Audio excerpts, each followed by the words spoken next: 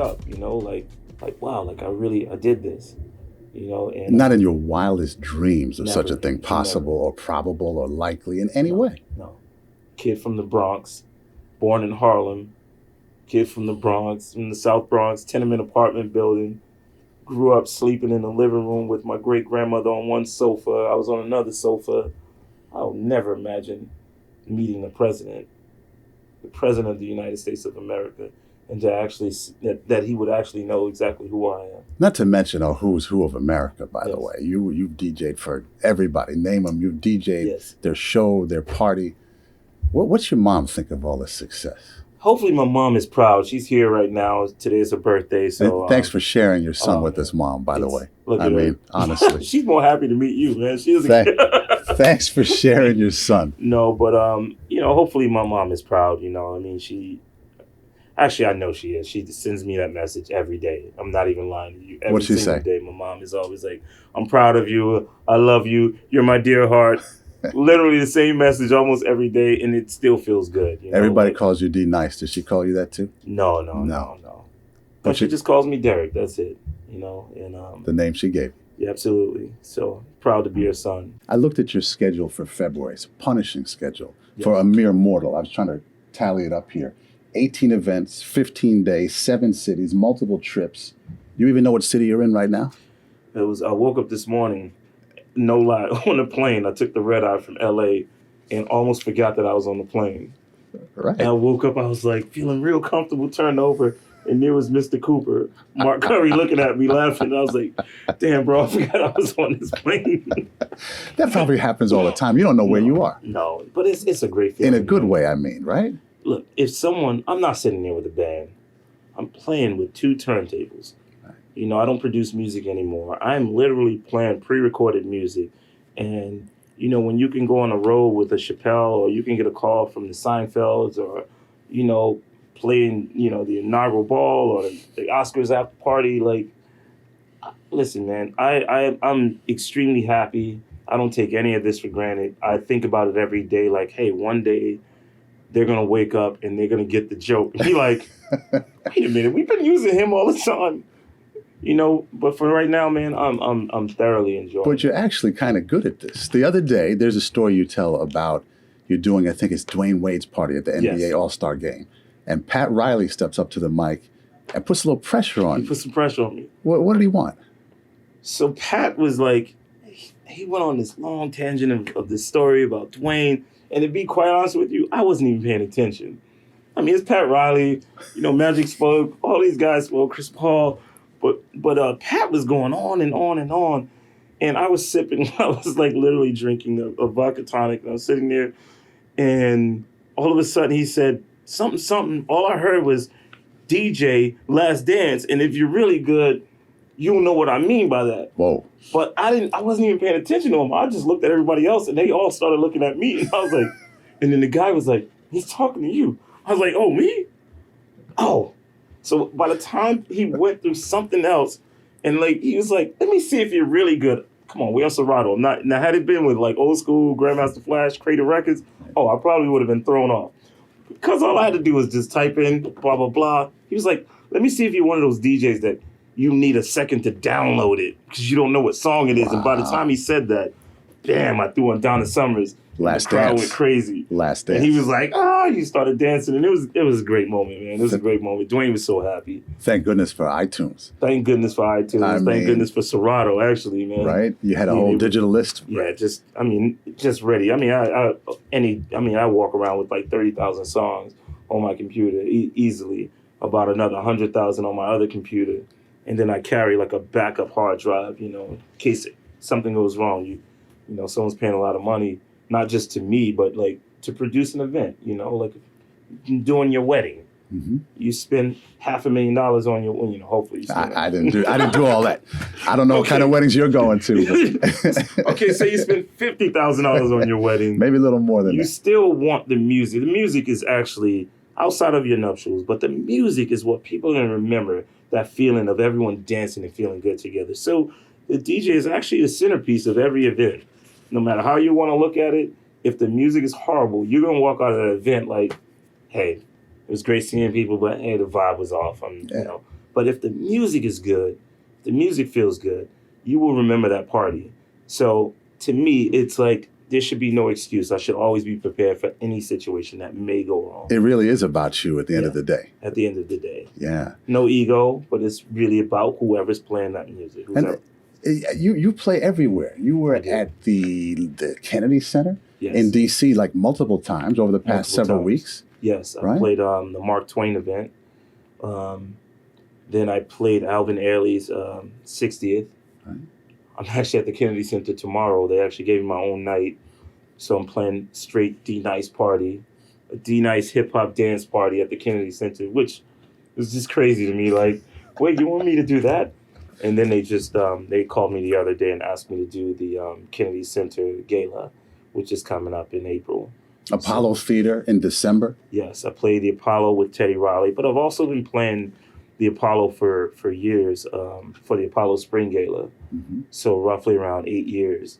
And that's probably my favorite party ever. Because the Apollo, first of all, it's the Apollo. I grew up down the street. I was born 10 streets away from the Apollo. So it always feels like home. And and just when you're in that building, it's music. It's like legacy there. Like to be able, work with John Legend there, like to stand on that stage where so many artists that I grew up loving. The Jackson 5, Aretha Franklin, just name James anybody. Brown. Yeah. Man, David Bowie, they've all been on that stage, And there you were. And there I was, man, playing there, Top 5 venues, Apollo Theater. Oh, man. What else? Okay, so top 5 venues. Apollo Theater is definitely in there. Man, I love playing in Atlantic City. I've been playing at the Borgata for like 10 years, almost 10 years. What about it? That's amazing. At the Borgata Casino, there's a venue there called Premier. But before it was Premier, it was called, I can't even remember the name of it. But anywhere in that building, it's always because you have this mix of like Philly, New York, Central Jersey. Way different crowds. Mm-hmm. So New York, hip hop, Mobb Deep, 50. Central Jersey, David Guetta. Then you have the Philly crew who you can go anywhere because they love music. So you can go Meek Mill, you can go to Spenders or some Teddy Pendergrass in the middle of a hip hop party. Harold Melvin and the Blue Notes. All of that. Wow. Because they love music. So like the other day, I played at the Borgata in the middle of this crowd, and trust me, I tell you, it was probably 10% African American. I threw on Before I Let Go, and I never played that ever in a big venue. Frankie Beverly? Frankie Beverly. Yeah. And this whole crowd went crazy, and people were singing. That's the power of music. Didn't matter what race they were, they knew the song, and they just sang along with it. It was great. Did you cut the sound and let everybody sing? Oh, totally. That's like at the Before Black Barbecue. I Let You Go. You got to do that. It's Black Barbecue music. You have to. So those two places, okay. I love Marquee in New York. Marquee is awesome. It just feels good. There was a place in New York City called Cielo.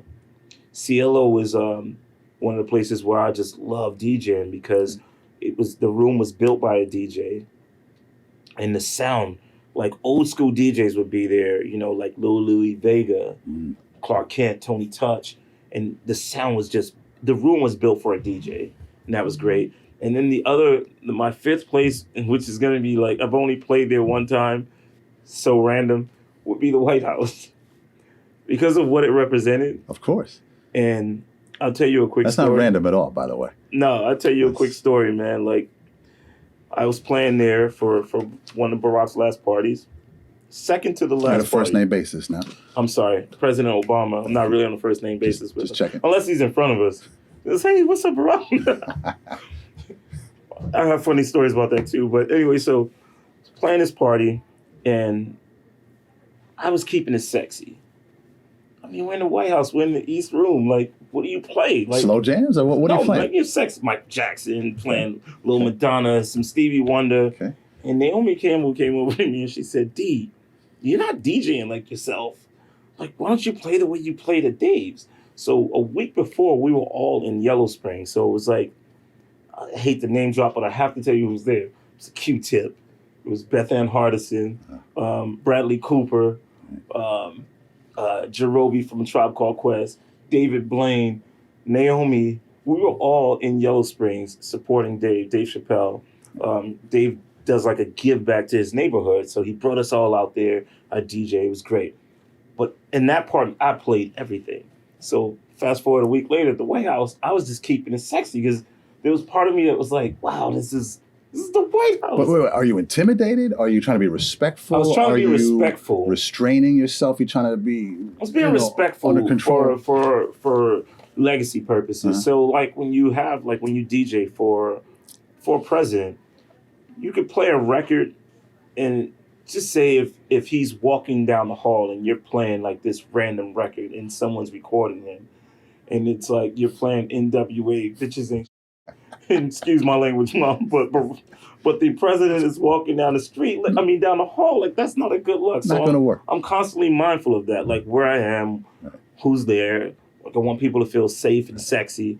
But Naomi was like, you're not playing like yourself. And you know what? People were dancing. I echoed it out, and I never do a hard drop. I echoed the music out, and I was like, listen, Naomi reminded me that I am not playing like me.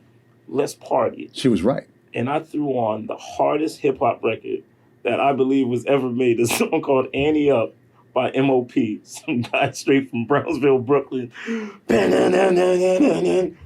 You could feel the floor moving. Like people went crazy. And I was like, oh my gosh, she was right. Yeah. This is a moment. And in that moment, we went through that. We went through Jay. I played Mob Deep, like shook ones in the White House, and the room was like, wow. It was crazy. By the time, we were talking about this at dinner last night, by the time I threw on swag surfing, to see everybody swag surfing in the White House was like this beautiful experience. Now, we're set the scene. We're in the East Room. So we're in the East Room. So the yellow curtains. Yes, the curtains. The red rug. Washington on the wall. Right. The red carpet going down the hallway. And this place is just bumping. You just blowing it out. So the flip side is, one of my buddies who, he was upstairs in their residence area, he said, dude, every song you played, the president was like, should I go downstairs? Because it sounds like a party. And the first lady was like, nah, it's just, it's probably the same old. Man, when he stepped off that elevator and his shirt was open, his sleeves were rolled up, he didn't know what he was walking into. He stepped off and all you heard was someone say, he's here. Went crazy. And all of a sudden, he just started dancing. And I threw on Chicago house music. And it was just, to be a part of an experience like that, oh my gosh, man. Never forget it. Well, what are you thinking? Are you out of body? Are you just like, holy cow, this is happening. I am here. They are listening to my music. And I just, what's that like? So that usually doesn't hit me until after the set is over. You're locked in the moment. I'm in the moment, I'm reading. You don't really have time. If you're a good DJ, you don't have time to really worry about how great you are or what you're doing. I'm watching like the body language. So if I'm at a party and you're not moving, or if you're kind of looking at me funny, I'm trying to figure it out. I always zero in on that one person. Mm-hmm. How do I get you to dance? Mm-hmm. That's what I want to know. How do I get you to smile? How do I get you to dance? And I'll figure it out, man. You're reading the room. Totally. Did you feel pressure? No. No I'm pressure. Really good, man. I'm really good. I know that. No pressure, man. I've been to your parties. Everybody's dancing. There's no slow moment. It's never pressure, like man. that. No pressure. Okay. So when do you come up with the playlist? Like what's your process? So parties at 8 o'clock at night, 9 o'clock, 10 o'clock, 2 in the afternoon. What's your flow? So I don't work on sets at all. I really do DJ just based on who's in front of me. And there are songs that I'll play to see if, like, look, if it's a crowd that wants to hear Motown, if I test the waters with, like, Stevie Wonder, I Wish, and if people are feeling it, I know that they're ready for, like, a Motown vibe. Right. If I'm testing the water to see if they're ready for hip-hop, you can do that with any Jay-Z song. Like, not the, I don't play the Empire State of Mind record, like, that's a little hokey, to me, but, like, the record with Pharrell, I Just Want to Love You. Give it to me. Give me, like, if you play that and that beat comes on and people are dancing, so they're ready for all of that. Like, there are certain songs that you can play and you can see, Like, if you play Harlem notes pretty much in the African American party and they get it, that means you can play everything. Which Hall & Oates song? If you play I Can't Go For That and they understand it, then I can play David Bowie. I can play all of that. And I can tell when people want to hear like something different. If people are dancing to it, that means they get it, they understand music, and they want to go. But then there are some times where I'll play a record and no one moves to it. It's like, okay, that's not that crowd. I need to stay mainstream. And I'll pretty much build my set around it while DJing. I'm amazed. You just sort of feel it. I'm literally like 20 songs ahead of everyone. Okay. Because I need the songs to build. I don't like to hard drop anything. I want you to. It's like being on a roller coaster. It's a musical roller coaster. I want to take you places. I want you to go. I don't want to scare you. I don't want to push you there. Like, I want you to flow into it. Where, someone said, man, it was a picture from the Mets. I can't even remember his name, but this was years ago when I first started DJing. And the guy looked at me and he said, your transitions are so seamless. Like, I can never tell when that song is ending and when the next song is coming on. Because you only play portions of songs. You don't go start to finish. No. You just take a chunk and then you just keep it moving. And then you force people to stay out there. A lot of times, right? A lot of times. Yeah. There are a lot of DJs who kind of have ADD where they'll just keep going extremely fast with songs. But for me, it's like I pick the best part of the song that I believe the best part of the song is. And I try to give you 2 verses at least. Right. Like, that's important. 2 verses, right. 2 choruses, so you can feel it. Unless I'm using a song to transition into another record. So there are some songs where I'll just go into it because of wordplay. So, like, wordplay could be like, something, this is funky, and then all of a sudden, I'm bringing in James Brown because it's funky. And it just feels good. And that's something that I learned from a DJ who passed away named DJ AM. Everything to him was about wordplay. Like, he always found those words from one song that would transition into the next song. And it was just beautiful to experience. Like, it was like, man, it made you dance, but you also paid attention until he was playing. I'm thinking of D-Nice parties, and it's always moving. It's flowing. It's never been like all of a sudden, no, and everyone gets off the floor. No, we don't. And that's right. You don't want to ever do that. No, you don't. Have you ever had a party where folks just stop feeling it, and then what do you do? Yeah, that's a tough one. So usually that happens if I'm playing like a wedding. I don't like weddings. Like, weddings are not, especially if they're $500,000. I mean, come on. It's not that part. You know what it is? There are certain weddings where you can just go off and be you, and they hire you for you. But then there are certain weddings where it's like, these are the songs that I need you to get in. The songs that I don't like are songs, I don't like line dance records. Because a line dance song, like The Wobble, it's great in theory. Everyone will get on the dance floor and dance. But the moment you turn the line dance song off, no matter what you play, everyone exits the dance floor. Right. I hate those records. Right. As a DJ, sonically they sound good. Feels good when you play them. Right. As a DJ, it's the worst thing to play. But people ask for them. They request them. Normally, I don't even take requests. Because if you came to hear me, then you came to hear me. Like, if you want a jukebox, you can stay at home and show my age. They don't even have jukeboxes anymore. Jukebox? Anybody know the jukebox? But if you want to play your own iPod. You want your iPod going on, you want a playlist, you create your own. But you came for an experience, and you should respect the talent. Like, if you're going to see the OJs perform, you're not going to stand in front of them like, hey, play this song next. No. Not that I'm the OJs, but OJs. If you went to a Beyonce concert. Old school references. Nothing wrong with that, by the way. No, I love my old school, man. It's good stuff, right? Listen, man. That's the basis on which today's music is built. That's what I tell my kids when I'm playing my old stuff. Absolutely. Right? They're like, turn this off. It's too slow. What makes you good? What do you think makes you good? What makes me good? I don't have a fear of failure, like, at all. I've never worked for anyone, never had a job other than what I do. I've always been a creative person since high school, and so, like, being unafraid to fail, to me, makes me good. Take me inside the booth. Yes. Take me inside the booth. Give me the energy that you feel when you have it right, when it's just bumping. So man, when it's right, for one, I don't like anyone in the booth because it's a distraction for one. Like I don't like people dancing and looking up and seeing me, the DJ, or any other DJ in the middle of a conversation with someone else and not engage with the crowd. Right, focus. So I like to be by myself and I like to move. And I remember when I first started DJing, there was a couple. The wife was a professor at NYU, the husband was a firefighter. And when there were only 10 people that came out to my party, they would stand in front of the DJ booth and just watch me. And then one day she sent me a message on Twitter, direct message that said, "We come because your vibe is so infectious because you look like you're enjoying yourself. And that makes us come out to party with you no matter who's there." And this was early on. I wish I knew where they were now. What a big difference. They came out when there were just 10 people there. Now, I'm playing the Zulu ball next week for 20,000 people. So, but when I'm in that booth, man, I'm focused, like no one talking to me, strictly paying attention to the people. As I said before, I'm always 20 songs ahead of everyone, trying to lead you to a place. And I dance.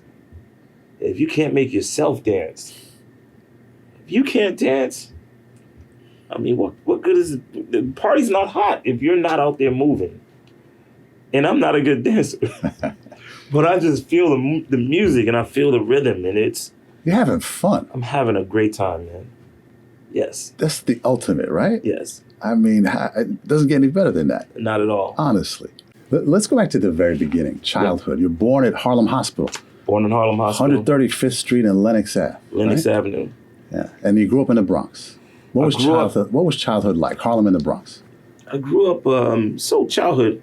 I never even talked about this in front of my mom. So yeah, She was there actually. Actually, she was there. Childhood was awesome, man. Like when you're from the inner city and you grow up without having much, you don't even realize that's what's happening. Right. You make do with what you have. You're happy. And I was a happy kid. I loved art. Loved songwriting since I was like 13. Wasn't really good at it, but it's just what I loved. I loved being creative.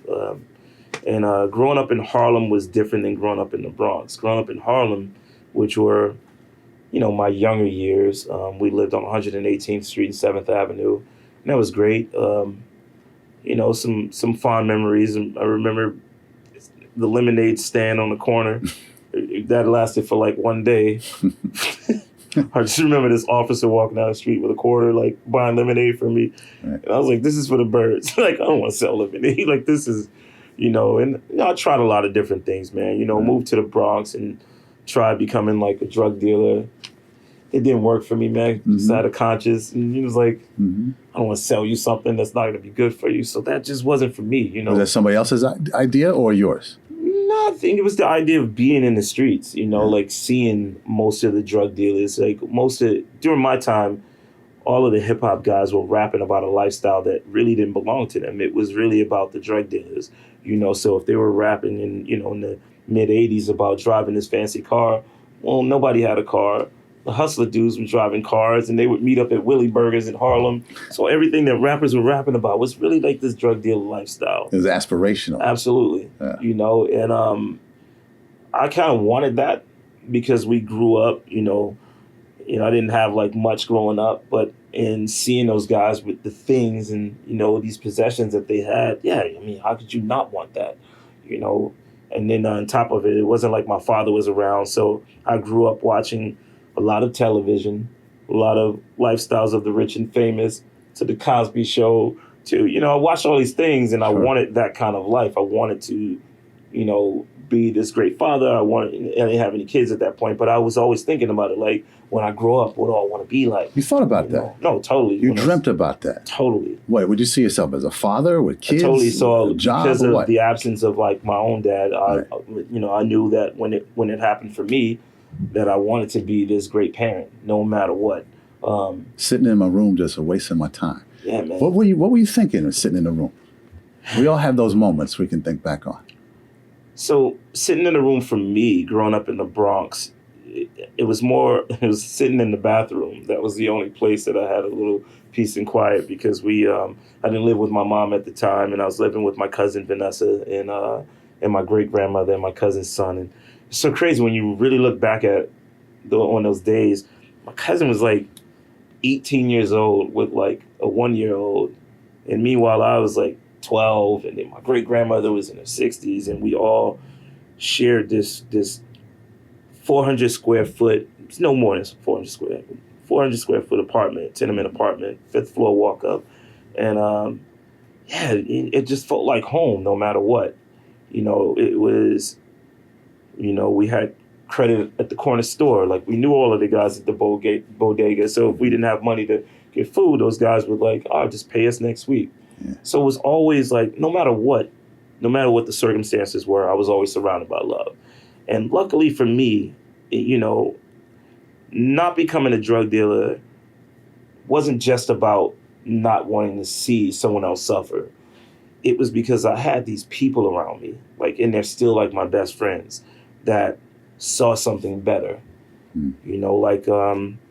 I haven't seen this guy in like over 25 years, but he was the one hustler that had a conscience. Like, he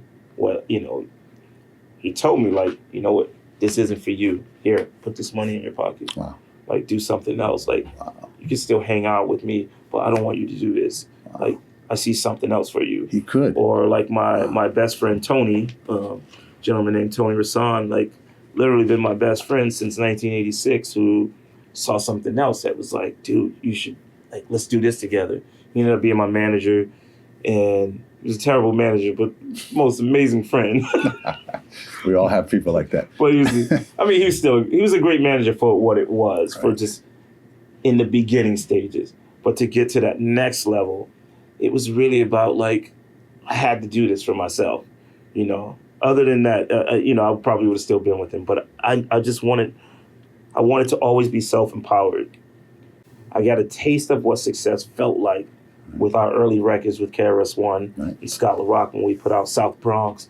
And even though it was like a small hit, we probably sold 50,000 records, it was a major hit in New York City. So we were doing all these shows, and that was the first time I was making like $500 a night. It's like 17 years old with $500. Like, come on, this was a lot of money. Then, we signed to a major label, put out records, sold millions of records. I ended up doing my own solo project, and then getting Kid Rock signed to his deal with Jive. Right. I worked on 2 songs on his first album. We toured together. I toured the country, 70 cities, with Ice Cube and Too Short, and did another tour with Dougie Fresh and Eric B. and Rakim. And I had a disagreement with the record company on the direction of, like, my third project. And because the music had changed, and like Puff and Big and everything was like a lot more fancy, mm-hmm, the record company kind of wanted me to rap more like that and more about, bitches and hoes, mm-hmm, and not just do what I did, which, you can't come from KRS-One and Chuck D days, and not that I was that militant in my lyrics. We're socially conscious. But I was socially conscious, especially in certain songs where we would talk about things. And because I had this disagreement with them, they ended up shelving me. So I couldn't put out any music. The shows were drying up. There were no old school shows, no old school tours. It's like, if you weren't hot, there was no shows coming in. Mm-hmm. So I went from driving a nice car and living on the water and in West New York, and to where I lost it all. And like, now I'm back to like square one. But now I'm a little older. So that was a moment that I was extremely fearful of. Like, no, I'm not. What do you mean? Like, I remember this kid walking down the street, and he was like, someone was like, yo, that's D Nice. And the kid was like, it's not D Nice. He always had his hair cut. So that in that moment, wow, I started shaving my head bald before I actually went bald. Wow. I started shaving my own head bald because I was like, I can't afford a haircut. I can't have kids looking at me like this. Wow. And you really knew you'd lost it. No, I lost it all, man. Yeah, but it was the best thing ever, because I would have still been an old school rapper right now, probably trying to shop a demo. But because I lost it all at such a young age, I was like 23 years old, I was forced to start all over again and to reinvent myself. Right. And that's where that, being fearless and like, I don't really care. I want you to like what I'm doing. I want you to appreciate what I'm doing. Right. But this is still my life, and if you don't disagree with it, it's okay. Yeah. If I believe in it, that's all that matters, Right. And if I win with it, cool. I don't need you to pat me on the back. Just come out and dance a little. And come out and have a good time. But you become self-possessed, not only with failure and success, but with time, right? I mean, you mature. I had to learn some hard lessons, man. And one of the hard lessons was, I put the onus on my ex to be the provider because I didn't realize I was in this deep depression. Just imagine having fame and then losing it all and having to walk down the street with people pointing at you like, hey. So I kind of, I stayed away, stayed in the house, and I didn't feel creative. And it was at the end of that relationship, which kind of forced me to get out and follow my heart again. But at the time I was just struggling. This was after this stopped, after I stopped making music and there were no more fans. I had to figure this out. And it took about 7 or 8 years. And the moment that I got into web development, I was like, man, this makes me feel good. I'm still able to be creative. I'm going to run with this. But my buddies they really didn't want me to have a fair share of the company. So I decided to just leave the company. I was like, I'm going to start my own business. I had no money, nothing. Dell Computers at the time they had like this Dell leasing program. I leased my own computer, I leased the software, Photoshop and Flash, and I went to the library. I downloaded like source code and started to reverse engineer to understand exactly what this stuff do and what it did. And all of a sudden, I became a programmer. And I built websites for everyone from Annie Linux to Luther so this is pre-DJing. So from Boyz II Men, so my clients were J Records, which was owned by Clive Davis and, Arista. I was like one of their lead programmers and one of the lead programmers for Motown. I was doing mainly, especially like on the urban side, like pretty much all of the Motown stuff, all of the J Records. I mean, I did some cool projects, but one project in particular was a clothing company. It was men's underwear. And the guys, they had delivered these images that just to me, they weren't great. And I asked them to pad the budget a bit, like, yo, just put a little extra in there for a photographer. Instead of going and hiring a photographer, I went and took the money and I bought a camera. I bought a Canon camera, like an EOS 3. And I hired a model and I went out in Central Park. This dude was like half naked. I'm in the middle of Central Park photographing this guy. And I used those images on the site. And that was my kind of entry into photography. They weren't like great images, but they were beautiful for that particular project. And because I wasn't 100% satisfied with that, I ended up going to school for photography to ICP, which is here in New York. And that's what I say when I mean when I say I'm unafraid. It's like, if it feels good to me, like I want to learn more. I want to learn more about it. So I ended up being a programmer and a photographer. And because of those things, the programming, I was able to buy better cameras. Photography was great because I was able to create my own blog and send these, I would send out these weekly newsletters to like people like L.A. Reid. And even though they didn't hire me for everything, but I was smart enough to create the analytics. So I was able to read that stuff. So I knew who was opening it. And I was like, wow, they are paying attention to my photography. And the next thing you know, I got a call from Tyra Banks that was like, hey, I saw your images on your website. I would love for you to just follow me around for a day. Wow. And ended up doing that. And that turned into me shooting for a talk show. And then that turned into me into being a featured photographer on America's Next Top Model. But it all started from just being unafraid, like just doing what I love. And I've been able to have like a blessed life to be able to do all of the things that I love. Fearless. Did music find you or did you find music? Do you remember your first contact with a record that spoke to you? The first song, the first one you bought, the first one you listened to? So the first song that really I thought about this, it was Teddy Pendergrass. My aunt Faye. They used to have these records. She lived in Manhattan, Overlook Terrace, and I remember seeing all of these records that she had. And it wasn't even the sound of the music. It was just like Teddy with his shirt open.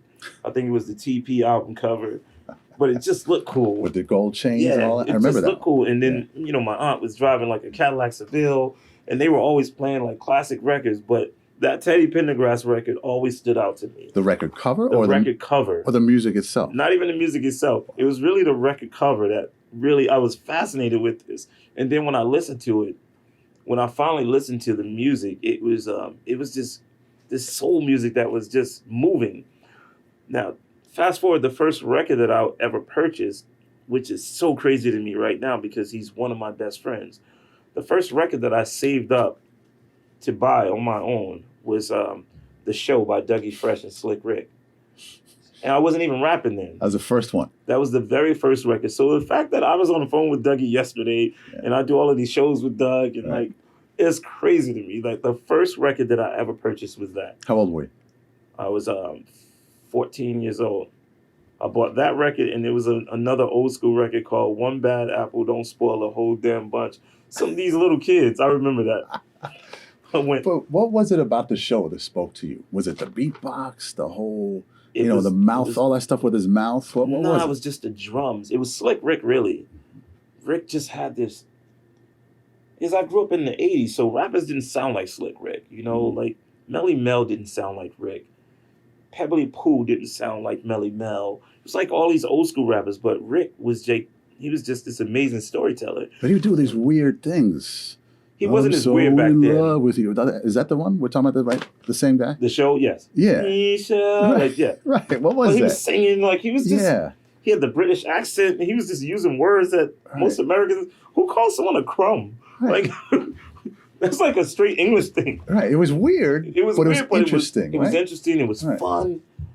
Man, I remember buying that. And then the first album I ever purchased was Run DMC, Racing Hell. And that changed my life. That was when I knew I wanted to be like, I wanted to be a B-boy. I wanted to be in hip hop. So then you got on the mic yourself. No, I didn't get on the mic. Did you do this at home? I did this at home. I didn't get on the mic for a very long time, even after we had with early success of our record. So I didn't initially start out as a rap artist. I started out as a beatboxer. Okay. So with KRS-One and DJ Scott LaRock and our group Boogie Down Productions. How'd you meet those guys? So Scott LaRock, remember I was telling you the story of my cousin and my great-grandmother and living in a tenement apartment building. Right. My cousin's boyfriend lived with us as well. And he was a security guard at the men's shelter in the Bronx called the Franklin Men's Shelter. KRS-One lived there.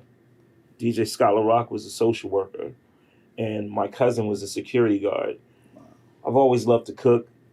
And even looking back, it wasn't really me cooking. It was me opening up a can of corned beef hash and just warming it up and making some rice. Took my cousin some food. And he was like, hey, I want to introduce you to someone. And he took me into Scott LaRock's office and was like, hey, this is my little cousin. He loves to write songs. And Scott looked at me and said, hey, you're going to be the LL Cool J of my group. And just like that, I mean, I'm not making this up. He hadn't heard a thing you wrote. Hadn't heard a thing. He just felt it like, no, you're going to be the LL Cool J of my group. Love at first sight. Absolutely. Wow.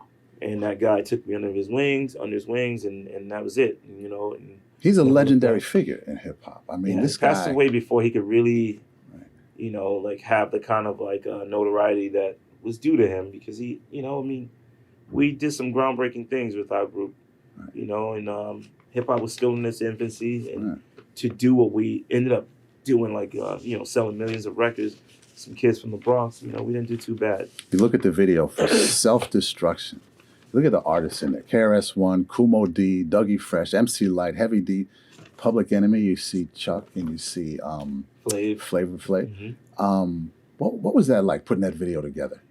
So the song itself... and you're in there rapping a couple of verses, I was in there. I was rapping. I produced the record. It's all my music. I produced that when I was 18 years old. It was a song there was a concert in Nassau Coliseum back in the day when Nassau Coliseum was still around. I'm aging myself, seriously. But, and, a kid lost his life over a gold chain. He was with his girlfriend. Someone robbed him and killed him. And we decided that, enough with the violence, and KRS had this idea of putting this kind of group together called the Stop the Violence Movement. And he wanted it to be all of the guys from the East Coast who, we pretty much had all of the hits at the time. Ice-T was out, but the East Coast kind of at that time was like, you had Public Enemy, you had all these guys. And it was KRS-One's idea to put this group together. And KRS, he trusted me to come up with a track that would be suitable for this group effort. And, I made the beat for it. I slept under the mix board for 2 weeks. We recorded that record and it ended up selling nearly 1 million copies. We shot the video for it in Harlem, Mount Morris Park, in various places, but Sure. a bulk of it was in that area, Right. Schaumburg Center, and it was just fun, man. And we had no idea that we were creating something that would still live on. This is 89. Man, it's Right. 30 years old. That's incredible. Yeah, Martin Luther King, MLK Day. It was 30 years old, man. So to have something that, unfortunately, it still resonates. How does it resonate today? There's still like a lot of violence going on in our communities. It's a different kind of violence, but growing up in the 80s, man, it's almost like you being a part of the violence was just necessary for survival. When I turned 16 years old, the first thing that one of my best friends gave me was a 22 caliber pistol, pearl handle pistol. That was a gift when I turned 16 years old.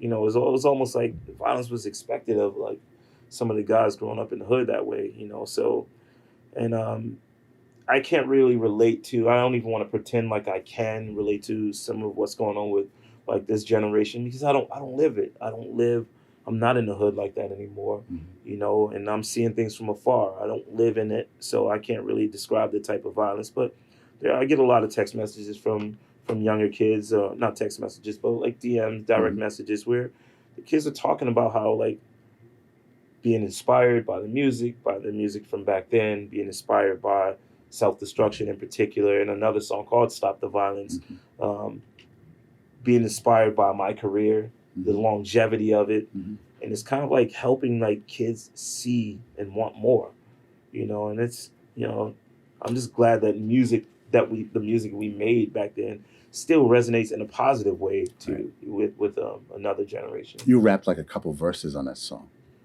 I rapped one verse and then I was on the chorus. Yeah. How's that verse go? Could you? Man, you Teddy Riley, man? Could you spit it out right now? Jeez, man. Let me see. It's time to stand together in unity. Because if not, then we'll soon to be self-destroyed, unemployed. B-rap race will be lost without a trace. Or a clue but what to do is stop the violence and kick the science down the road that we call eternity, where knowledge is formed and you learn to be self-sufficient, independent, to teach to each is what rap intended. But society wants to invade, so do not walk this path that they laid. I have not said those lyrics. It was a struggle to try to even remember them. But that's the lyric the verse for self-destruction. But you wrote that. Yeah, I wrote that. You meant that. I meant that. You still feel it. Totally. Yeah. I meant it. I felt it when I was an 18-year-old kid at the time, living in that situation, It still applies. Yeah, it still applies, man. Wow, I haven't said that in forever, man. Socially conscious hip hop. Man. It has a place. Yeah, I got to say that again when I get out of it. When I leave here, I'm going to repeat those lyrics again. Because it means something. No, clearly. Totally. Yeah. Because it was like, for one, I was 18 years old. At the time we weren't really making a lot of money. So, everything that we made actually meant something. It was what we were going through. And, man, to have that verse that, remember, everyone else on the song was much older than I was at the time. So Chuck D is older, and KRS and Kumo D. But I was the voice of the youth. And, and that's why that still means a lot to me. It was a fight to get on that song, even though I was producing it. But I had to jump on it and speak from that perspective. What do your kids think when they see videos of you back then? There's the video the movie I'm Gonna Get You, Sucker, where Yes. you're actually playing on some turntables. Fake turntables. Right, the one around my the mom neck. over there smiling. It's hilarious. It's a scene with Keenan Ivory Wayans, and you're back there. You're this kid. What do your daughters think when they see that? My daughters laugh, man. My daughters, especially my little one, she's like, "That's not you. It doesn't even look like you, Dad. That's not you." Flat top, Yeah. fade. But it took my oldest daughter a while to like really appreciate who I am and what I've accomplished, and to feel inspired by it. So like now she'll look back at the videos, or she'll send me a screenshot like, "Dad, you're annoying. My friends Googled you, and they're like sending me these messages. It's so annoying." Or like I think like one day like I was driving her. This was before she went to Spelman, so she was going to school in Catholic school, and I picked her up and some of her girlfriends. And I happened to look in the rearview mirror, and it was like these little girls just looking at me like your dad is cool. Like he's done some cool things. But it didn't hit my daughter. And then one day, which is hilarious, she'd probably kill me for saying this. One day she finally came out to a party. Now she was a Spelman student then, so of course she knew all of the big things that I was doing. But it was in this party, and she was dancing, and everyone was going crazy. And it's actually the party that I'm doing tonight. It's called The Originals. It's like 5 DJs, and we all legendary DJs, and the music is just so soulful. And then all of a sudden, my daughter started crying. She was like, "Dad, this just feels so good to party with you and like this music." And I was like, she was 21 at the time, so I was like, "Babe, you probably had one too many glasses of wine, but I'm gonna go with it." And she was like, "No, this is just so emotional and it feels so good. I'm so proud of you. I'm so proud of you." And I was like, wow. But it was a great moment, though, man. It was a great moment. That's spectacular. Yeah. Your daughters are everything to you. My daughters are everything to me. Everything. What's it mean to be a dad? Man, I don't even know if I look at it from a traditional dad perspective, because I am dad, and I am an authority figure, and I want the respect that every father should have, every parent should have. But I'm a provider, and I want my kids to have like amazing experience, not too over the top, but I also don't want them to have the same kind of lifestyle that I had growing up. It's important. I didn't even understand the importance of vacation, because we didn't go on vacations. But like now I'm like, man, I'm gonna work 6 months and I'm going on vacation twice a year. I'm going, and it feels good. My kids understand that. Like in August, I don't work. I only work places that I want to take my daughter, my youngest daughter in particular. My oldest daughter, she'll go anyway, but my youngest one, like, I feel like you got to dedicate that time to them. So we call it daddy-daughter month. So for August, I only go places that are kid-friendly, and I will only allow myself 4 events for the month. And it just so happens that all those events happen in Mother's Vineyard, which is not a bad place to be. That's kind of convenient. Oh my gosh, it's like the best thing ever. What place is better than that? I mean, seriously, on earth, right? No place is better than It's that. unbelievable. And the crazy thing is, as soon as I touched down in the vineyard, so this year, or last year, 18, Troy brought his family, and we rented a spot, same place. So I didn't have gigs. As soon as I arrived, it was like the phone calls were coming. It was HBO, it was BET. Wow. And then I got this one call that was like, "So we heard you on the island, and the former first family like for you to play this pool party." And I was like, "I would love to, but I have my daughter." "Oh, Wait a minute. bring The her." first family. Yeah, they were like, "Bring her." So I'm like, wow. You turned down the first family. Did I hear that right? I wasn't trying to. I You wanted said to you do have it, your daughter. but I had to let them know I have my daughter. Okay. That wasn't a no. You were trying to bring her. I was actually trying to. I That's- wanted that them was to a- say, "Bring her." That was a plea. Yes, that was a Gotcha. plea. That was, Gotcha. And they said, "No, bring your family." So I called my oldest daughter up. I got to give her respect for this, though, because she made her own decision. It's a terrible decision, if you ask me. Daughter's going to law school at the time. She was, about to start law school. Called up and said, "Hey, babe, so I have to DJ for the Obamas." And he said, bring my family. You want to come?" And she said, "What's the date?" "Dad, I can't make it. That's I have orientation that day for law school." And I was like, "Babe, they're both attorneys. Law professor. like, you may want to, and he's the former president. You may want to come. She did not budge. Really? She was like, Dad, knowing you, I'm quite sure that I'll meet them, but I have to go to orientation. Good for her. And she didn't come. I was mad at her. I was like, are you kidding me? I don't know. That's kind of a strong decision. That's a power move, right? She made her decision, and it worked for her. You know, my little one, on the other hand, we went over to their house. She was in the pool. She was away from me for like 2 hours. She was, you know, I mean, I'm only saying Michelle just so you understand what we're talking about. I don't want to. Actually, let me say this. I love Michelle Obama. She's amazing. She's amazing. She has a way of, and I think a lot of us talk to them on like a first name basis because they are they're so warm and welcoming. And it's like, no, don't call me Mr. President. Like, no, Barack. And it's like, he said that. Yes, bro. Like, I saw Michelle. I saw them a month ago. I was doing an event for Eric Holder. It was Eric's wife's 60th birthday party. And Eric wanted me to DJ. He heard me at the White House, and he was like, I need him. So I'm there DJing, and the former First Lady came over. And how could you not call her Michelle? She came over, she put a drink down next to me, was like, "Dee!" And had both of her hands out like that. I can't say, hello, former First Lady. Like, no, it's like, "Dee, Michelle." Like, how could you not? It's like, and then, and even with my daughter, when we're in a vineyard, it's like, you don't want to ask them for a picture. No matter how many pictures you have, you don't want to ask. And as we were leaving, the former president was like, "Hey, man, let's take a picture together. Where's your phone?" Come on. And then he grabs my daughter. And she stood right in front of him. And then we're taking pictures. Something that will inspire her in the future. I don't think she knows who Barack is from the stories, but, they don't talk about it that much in school anymore, but the books are all around, and she knows who the former First Lady is. But I think one day it's going to hit her like, wow, I was swimming with her. And here's how incredible they are. I did her last book party from the tour when she was at Barclays Center. So I DJ'd that party for her, and we're standing in line to wait in the picture line. So Reverend Sharpton was in front of me. He went, hugged her. I'm up next. As I started walking to her, she was like, "D, nice." And the first thing she said was, "How's that beautiful daughter of yours?" And I hadn't seen her in 6 months.